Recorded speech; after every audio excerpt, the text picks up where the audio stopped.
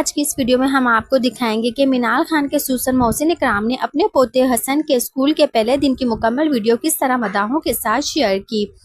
जैसा कि आप सब जानते हैं कि मोहसिन इकराम अपने पोते हसन के साथ बेहद अटैच हैं और अक्सर इनकी तस्वीर और वीडियो सोशल मीडिया पर मदाहों के साथ पोस्ट करते रहते हैं, जबकि मिनाल खान खुद अपने बेटे की तस्वीर और वीडियो बहुत कम शेयर करती हैं क्योंकि फैंस अक्सर छोटे हसन को ट्रोल करते नजर आते हैं। लेकिन इस बार हसन के स्कूल के पहले दिन की खुशी मोहसिन इकराम ने मदाहों के साथ शेयर करने का फैसला किया। इन्होंने हसन के स्कूल जाते हुए और क्लास में गुजरे हुए लम्हात की मुकम्मल वीडियो रिकॉर्ड की और सोशल मीडिया पर पोस्ट करके दिखाया कि छोटे हसन ने अपना पहला दिन कितनी खुशी के साथ गुजारा।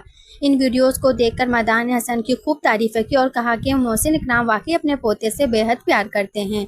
यहाँ तक कि अदाकारा ऐमन खान ने भी हसन की पहली स्कूल डे वीडियोस देखकर ढेर सारी तारीफ़ें की। अब आप इन वीडियोस और तस्वीर को अपनी स्क्रीन पर भी देख सकते हैं।